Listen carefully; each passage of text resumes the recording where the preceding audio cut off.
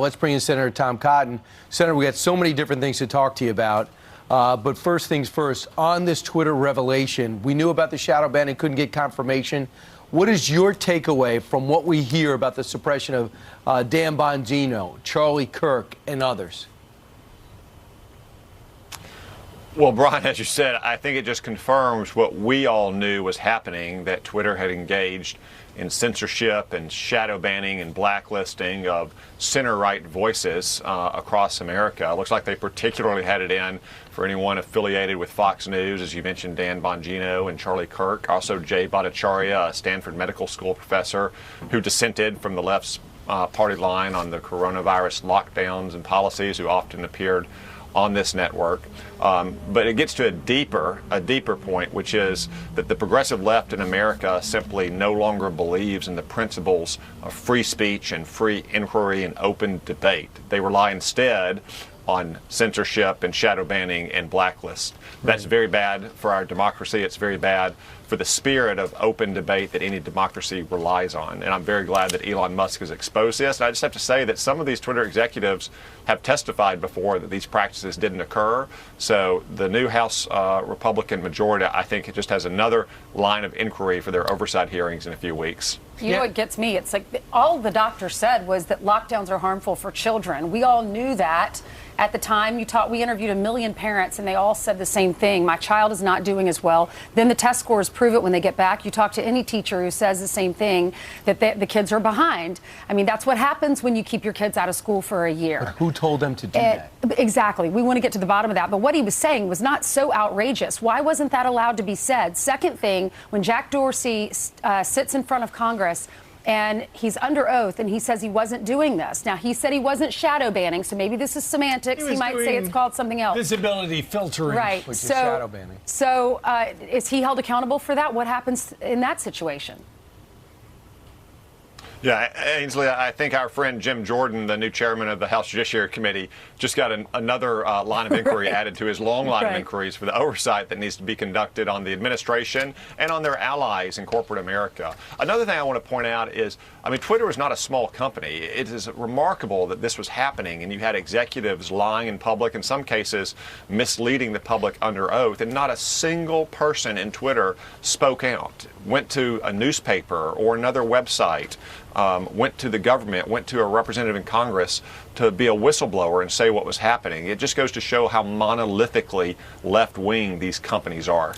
Absolutely, and we wouldn't know any of it had Elon Musk not bought the whole joint for $40 billion, but now it's being laid bare.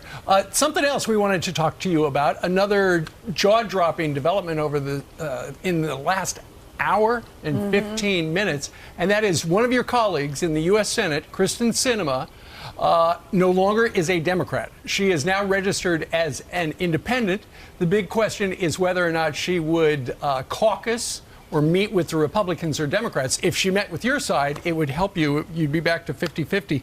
Todd Pergam says that Fox is being told Sinema is expected to maintain her committee assignments through the Democrats, suggesting she will caucus with the Democrats like Senators King and Sanders. So what's your gut tell you this morning about Kyrsten Sinema saying so long to the Democratic Party? Well, it's a reflection on the Democratic Party and just how extreme and left-wing it's become in recent years.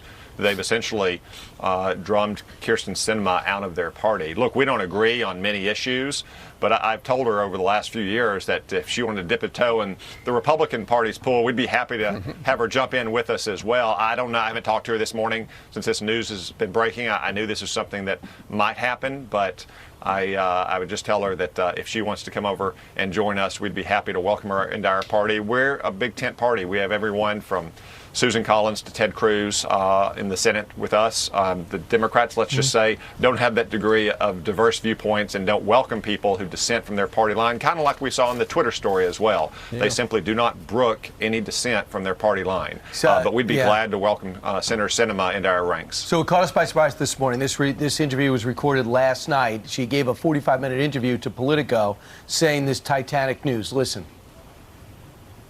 I know some people might be a little bit surprised by this, but actually I think it makes a lot of sense. You know, a growing number of Arizonans and people like me just don't feel like we fit neatly into one party's box or the other. What I think is important about this decision and this move is that I'll be able to show up to work every day as an independent and not be, stuck into one party's demands of following without thinking. Removing myself from the partisan structure, not only is it true to who I am and how I operate, I also think it'll provide a place of belonging for many folks across the state and the country who also are tired of the partisanship. Removing herself from the party structure, but still caucusing with the party. We watched that together for the first time. What's your takeaway? Well, again, it's a reflection on how extreme the Democrats have become, and it's not like Kyrsten Sinema is voting against Chuck Schumer's agenda half the time, and she voted for both of their big spending bills, for their gun control bill. She voted to codify or to implement a very radical abortion policy as well. It's just that she won't take certain steps that are too extreme for most Americans, like trying to end the practice of unlimited debate and amendment in the Senate and make it a pure majoritarian body where the majority can roll over the minority and do things like pack the court system, maybe in the Supreme Court, make Washington, D.C. a state, federalize our election law to take over election administration from our states. This is all an example of how Democrats are simply trying to change forever the structure of American politics to their benefit. She put her foot down on that earlier this year and said she wouldn't do it. And I think you've seen examples of punishment and retaliation coming from the Democrats at her. They won't dare do that I think now. that it's just, again, an example of how extreme they've become. All right, Brittany Griner is home now. She landed in San Antonio, Texas. This is the front cover of the New York Post. I don't know if you can see this if you have a monitor, but it says, "Deal with the devil." People are complaining. We're so glad that she's home, but people are saying that's not a fair trade. This guy is one of the worst criminals in the world. Listen to this. This is Mike Braun's take, who's a former DEA chief of operations. He's talking about how bad this guy is, Victor Bout. Listen. Victor Bout, in my eyes, is one of the most dangerous men on the face of the earth. On the face of the earth. Without a doubt. He transformed these young adolescent warriors into insidious, mindless, maniacally driven killing machines that operated with assembly line efficiency. The U.S. has indicted him on 4 terror-related charges, including conspiracy to kill Americans. What makes him a threat to the United States? He is a shadow facilitator. He's arming not only designated terrorist groups, insurgent groups, but he's also arming very powerful drug trafficking cartels around the globe. Meanwhile, Paul Whelan is still there. Is there any way that we can get him out? Nancy Pelosi said that we had to trade for the WNBA player because Brittany Griner, because we didn't have any other way to get Paul Whelan out too. He said he's in a different position, he's in a different category. They're accusing him of spying over there in Russia.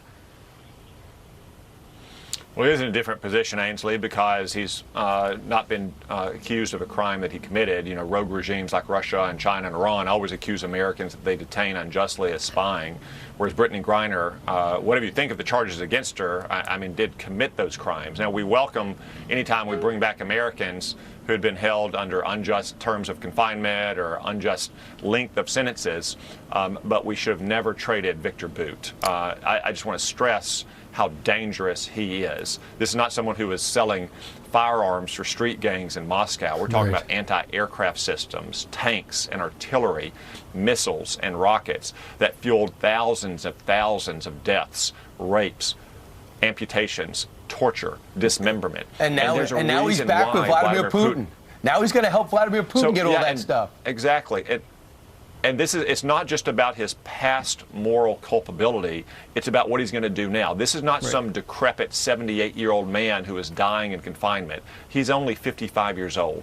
Vladimir Putin has wanted him out for a decade, but he's gotten even more insistent over the last year as he's gone to war in Ukraine, a war that is increasingly supported by paramilitary groups, private security firms, and warlords in Ukraine. Why do we think Vladimir Putin held Brittany Griner, sentenced her such a long term earlier this year because he realized that he could use her as leverage against Joe Biden to get back one of the world's most dangerous men that he could then unleash against the United States and our allies all around the world. We should have never released Victor Bout. It was a dangerous concession to Vladimir Putin, and it will set a dangerous precedent going forward. Well, it's great that she is back home in San Antonio. We just hope that Brittany Griner now takes up the case of Paul Whelan so that nobody ever forgets about him, as so many did for her. Yeah, a Marine went over there for a wedding. I know. Senator, thank you very much for joining us on this very busy Friday morning.